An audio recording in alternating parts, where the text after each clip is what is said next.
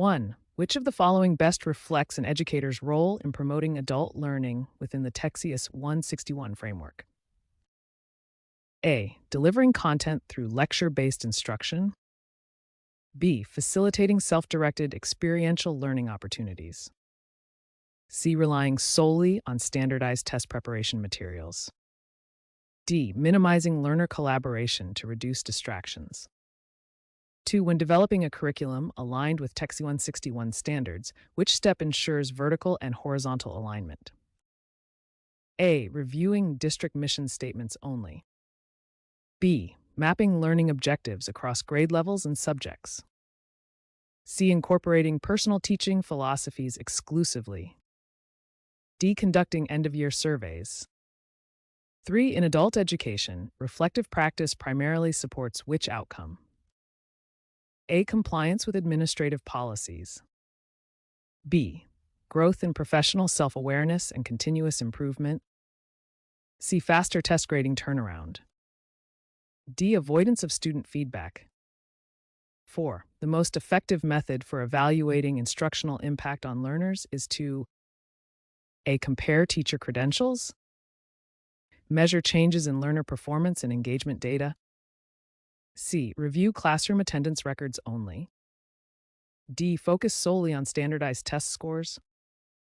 5. A mentor-teacher guiding a novice educator should prioritize A. Directly correcting all teaching mistakes. B. Encouraging reflective dialogue and shared goal setting. C. Monitoring lesson plans without discussion. D. Providing scripted lessons for imitation. 6. Which statement best describes formative assessment as used in TExES 161 teaching practice? A. Administered at the end of a course for grading purposes. B. Used periodically to adjust instruction based on learner progress. C. Designed only for summative evaluation. D. Limited to standardized testing environments. Which regulatory standard ensures educator accountability under Texas law? A. Texas Administrative Code TAC. B. Federal Trade Commission FTC regulations. C. Occupational Safety and Health Administration OSHA guidelines. D. Environmental Protection Agency EPA standards. 8. When mentoring, an educator models professionalism by A. Sharing confidential student information to illustrate cases. B. Demonstrating ethical behavior and effective communication. C. Encouraging disregard for school procedures. D. Prioritizing friendship over mentorship boundaries.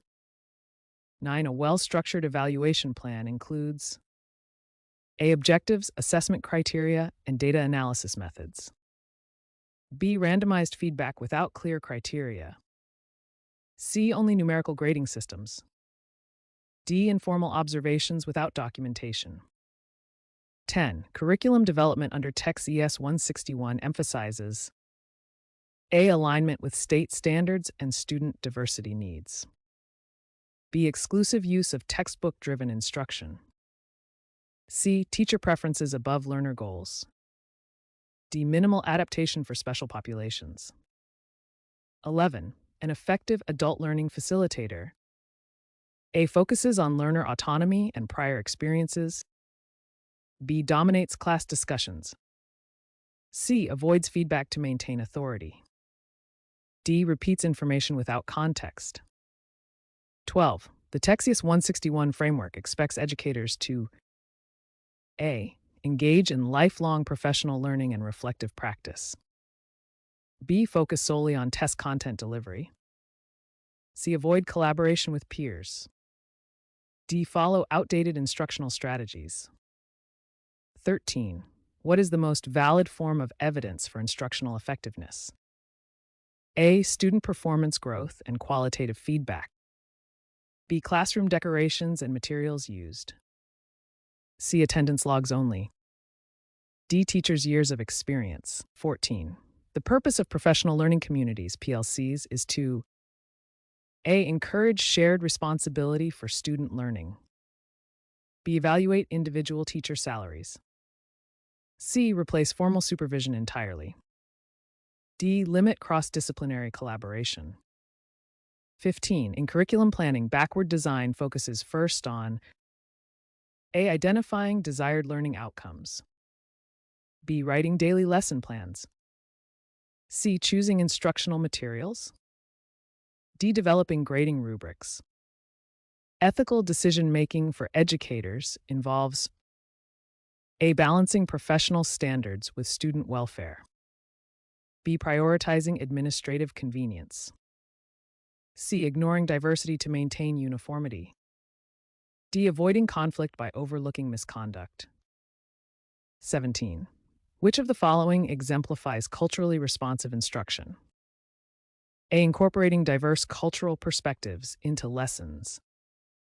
B. Teaching from a single cultural viewpoint. C. Avoiding discussions about cultural identity. D. Relying only on standard English literature. 18. To measure cognitive skill development effectively, educators should A. Use performance-based assessments and open-ended questions. B. Depend solely on multiple-choice exams. C. Grade participation only. D. Avoid rubrics to maintain flexibility. 19. A novice educator struggling with classroom management should first A. Reflect on instructional methods and seek mentor feedback. B. Focus on stricter discipline policies. C. Reduce lesson complexity. D. Ignore behavioral patterns. 20. What is the most effective mentoring feedback approach? A. Constructive, specific, and goal-oriented feedback. B. Generic positive comments only. C. Harsh criticism to promote discipline. D. Avoiding feedback to maintain autonomy. 21. Which instructional strategy best supports differentiated learning? A. Offering varied content delivery methods to match learner needs. B. Using identical assignments for all students.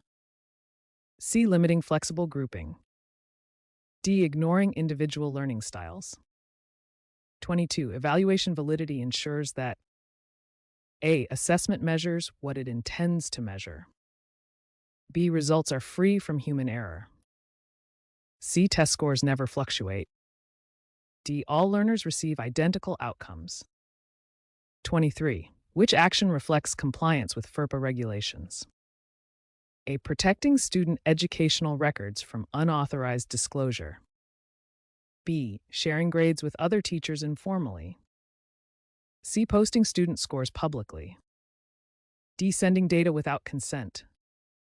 24. Effective communication in professional settings includes A. Active listening, clarity, and empathy. B. Dominating conversations for control. C. Avoiding questions from colleagues. D. Using technical jargon unnecessarily.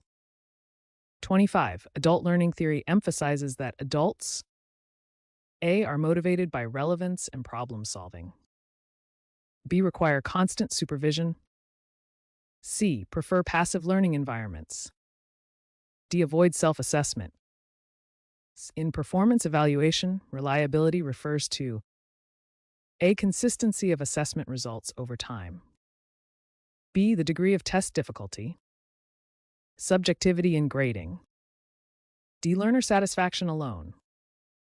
27. To ensure continuous improvement, educators should A. Analyze data trends and modify instruction accordingly.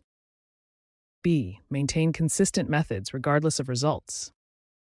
C. Avoid collecting performance data. D. Focus only on short-term goals.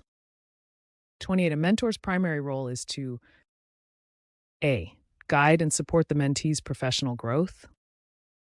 B. Supervise lesson compliance only. C. Evaluate peers formally. D. Replace administrative authority. 29. Curriculum evaluation involves A. Systematically reviewing outcomes against objectives. B. Gathering opinions informally. C. Checking grammar and lesson plans. D. Ignoring student data. 30. Which teaching approach aligns with constructivist learning theory? A. Facilitating learner exploration and knowledge construction. B. Providing rote memorization exercises. C. Avoiding learner collaboration. D. Delivering lecture-only instruction.